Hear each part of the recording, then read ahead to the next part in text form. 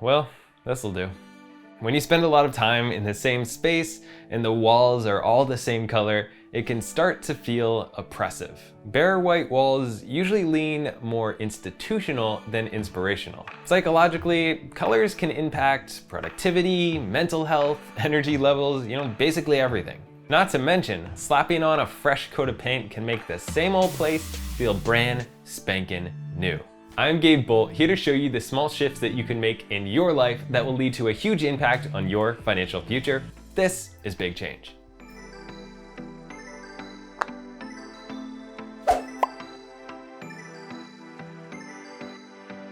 The best part about a paint job is you don't have to be afraid to experiment because, hey, paint is not permanent.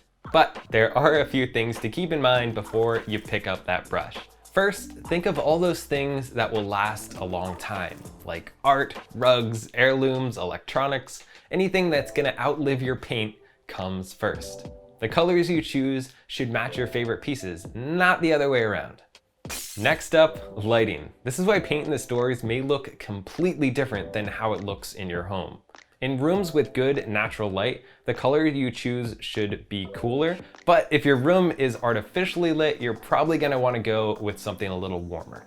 You can use different tones of the same color in different rooms depending on how much natural light they get. Use lighter tones for rooms with the least natural light and darker tones for rooms with more light. The average cost of a paint job can vary drastically. If you want your trims, ceilings, and walls done instead of just the walls, that's gonna cost a lot more.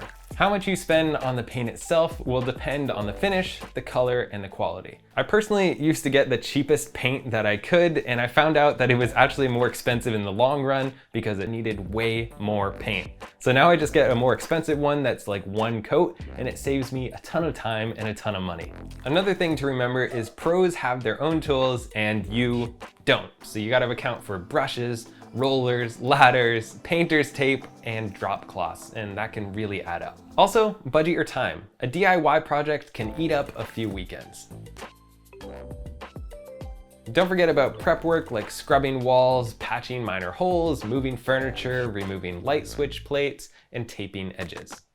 If you're gonna do something, you've gotta do it right? Professionals suggest 1 coat of primer and 2 coats of paint. Normally, 1 can of paint covers about 400 square feet of wall. So 1 can of paint typically equals 1 coat on every wall in a 12-foot by 12-foot room. Paint some test swatches first. This will show you how much coverage your paint actually gets. Maybe you don't need 2 coats of paint after all. Money saved. When it comes to color, blues usually feel soothing, but not every shade is gonna work. Light blues can feel cold and stark. Darker shades are actually more inviting. With purple, too deep of a hue might feel dark and suffocating.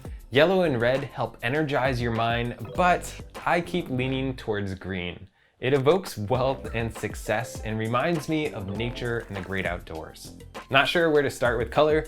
One easy way to design is to try the 60-30-10 rule, where walls represent 60% of the colors, fabrics, furnitures, and other accessories pull in 30%, and the final 10% comes from accent colors. So in the end, you just gotta trust your color instincts. After all, you're the one who has to live with it. So what's your first step? Settle on a color, and if you guys need more tips to make the most out of your home, then check out the Rocket Homes blog.